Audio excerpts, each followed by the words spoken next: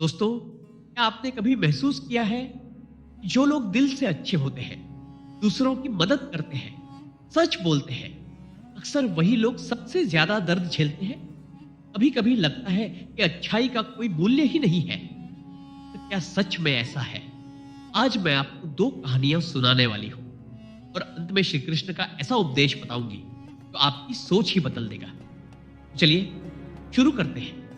गांव में अर्जुन नाम का एक लड़का रहता था।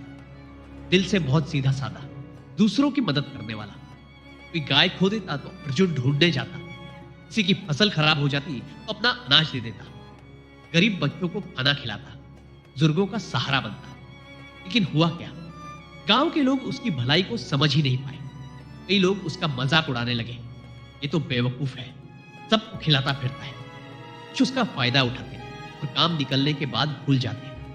यहां तक कि जिनकी उसने मदद की थी वही लोग उसके खिलाफ बातें करने लगे। अर्जुन का दिल टूट गया। एक दिन वो भगवान श्री कृष्ण की मूर्ति के सामने बैठा और बोला, हे प्रभु, मैं सबका भला करता हूं, किसी का बुरा नहीं चाहता, फिर भी सब मेरे साथ बुरा ही क्यों करते हैं?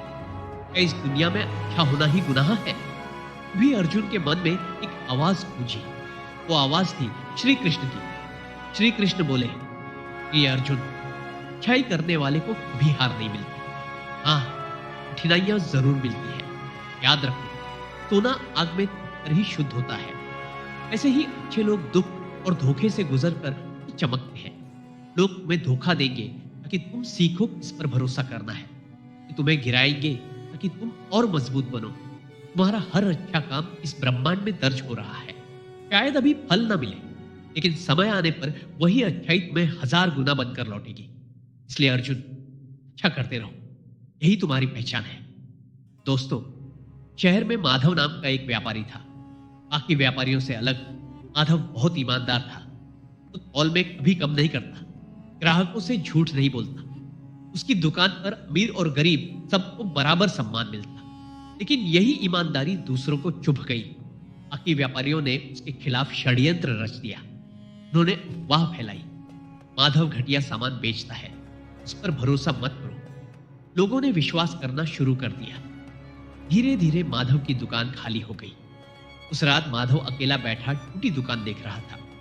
आंखों में आंसू भरकर बोला, हे प्रभु, मैंने कभी किसी को धोखा नहीं दिया, फिर भी लोग मुझे ही गिराने में लगे हैं। क्या सच बोलने का यही फल है? उसके मन में भी वही श्री कृष्ण का उपदेश दिव्य आवाज गूंजी। श्री कृष्ण ने कहा, प्रिय माधव, सच और अच्छाई का रास्ता हमेशा कठिन होता है। लोग तुम्हें गिराने की कोशिश करेंगे, लेकिन अंत में सच्चाई ही जीतेगी। सच्चाई की उम्र झूठ से कहीं लंबी होती है। आज लोग तुम्हें छोड़ रहे हैं, कल यही लोग तुम्हें ढूंढते फिरेंगे। अच्छाई का फल देर से मिलता है, लेकिन जब मिलता है अमृता दे जाता है। तुम्हारा दुख व्यर्थ नहीं है। तुम्हारे हर आंसू का हिसाब मेरे पास है। जब समय आएगा, तुम्हारी सच्चाई ही तुम्हारी सबसे बड़ी जीत बनेगी।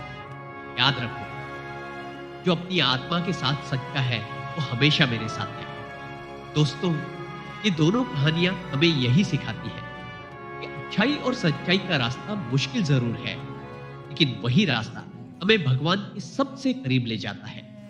अगर आप भी अच्छे हैं और लोग आपका मजाक उड़ाते हैं, आपका फायदा उठाते हैं, तो परेशान मत होइए, क्योंकि श्री कृष्ण ने कहा है, अच्छाई देर से जीतती है लेकिन जीतती जरूर है। चाहे दुनिया कुछ भी कहे, आप अच्छा करते रहिए, क्योंकि अंत में जीत हमेशा अच्छाई की ही होती है।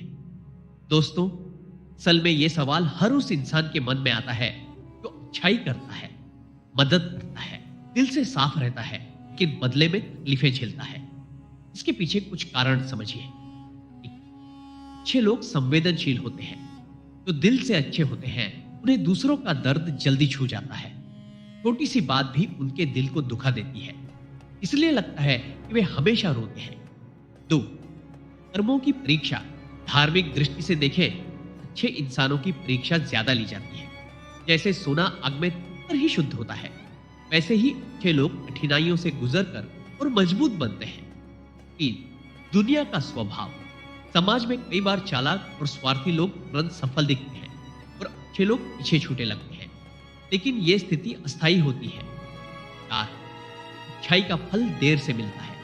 अच्छाई का फल तुरंत नहीं मिलता, लेकिन उसका असर बहुत गहरा और स्थायी होता है।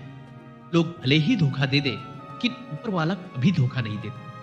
भाई, रोना कमजोरी नहीं है। अच्छे लोगों के आंसू उनकी पवित्रता और इंसानियत की निशानी है। वे अंदर का बोझ रोककर हल्का कर देते हैं और फिर आगे बढ़ जाते हैं। इसलिए अच्छे लोगों के साथ बुरा इसलिए नहीं होता कि वे कमजोर हैं, बल्कि इसलिए होता है कि वे बहुत कीमती हैं और जीवन उन्हें और मजबूत बनाने में लगा रहता है। दोस्तों, श्री कृष्ण कहते हैं, प्यारे भक्त, संसार में हर जगह दो रास्ते हैं, एक अच्छाई का और दूसरा बुराई का। अच्छाई का रास्ता कठिन है, यहाँ त्याग है, धैर्य है, दूसरों के लिए बलिदान है। इस रास्ते पर चलने वाले को अक्सर लोग ठगते हैं, मजाक उड़ाते हैं और अकेला छोड़ देते हैं। लेकिन याद रखो, अच्छाई कभी हारती नहीं, भले देर से फल दे, और उसका फल अमर और शाश्वत होता है। बुराई का रास्ता आसान लगता है, यहाँ छल है, झूठ है और लालच है। इस रास्ते पर चलने वाले को शुरू में सब कुछ मिलता है, धन, सम्मान और शक्ति, लेकिन यह सब क्षणिक है। जैसे रेत के घरौंदे लहर से मिट जाते हैं, ऐसे ही बुराई का साम्राज्य भी एक दिन ढह जाता है। याद रखो, अच्छे लोग रोते हैं क्योंकि उनका दिल कोमल होता है, बुरे लोग हंसते हैं क्योंकि उनका दिल कठोर हो चुका है। और अंत में वही कोमलता सच्चा बल बनती है, क्योंकि भगवान का हाथ हमेशा अच्छे इंसान के साथ होता है। इसलिए भले रास्ता कठिन हो, भले लोग तुम्हारा मजाक उड़ाए, फिर भी अच्छे बने रहो, क्योंकि जीत हमेशा अच्छाई की होती है और हार हमेशा बुराई की। ये भी इससे कर्म करो, बल्कि चिंता मत करो। कर्मण्येवाधिकारस्ते मां फलेषु कदाचन। श्री कृष्ण कहते हैं, मनुष्य का अधिकार केवल कर्म करने पर है, फल पर नहीं।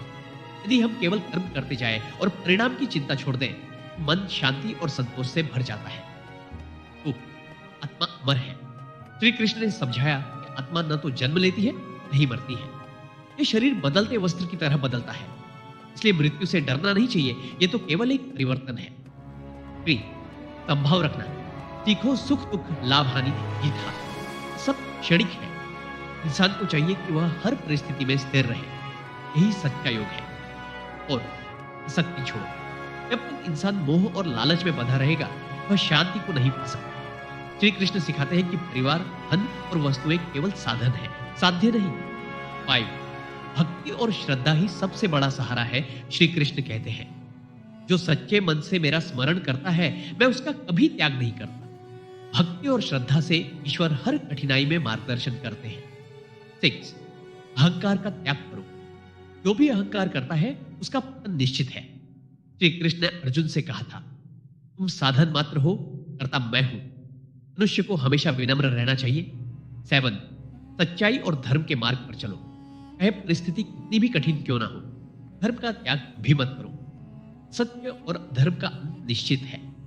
निष्कर्ष, श्री कृष्ण के ये उपदेश हमें यह सिखाते हैं कि जीवन में सबसे महत्वपूर्ण है निष्काम कर्म, संभाव, विनम्रता और ईश्वर में अटूट विश्वास।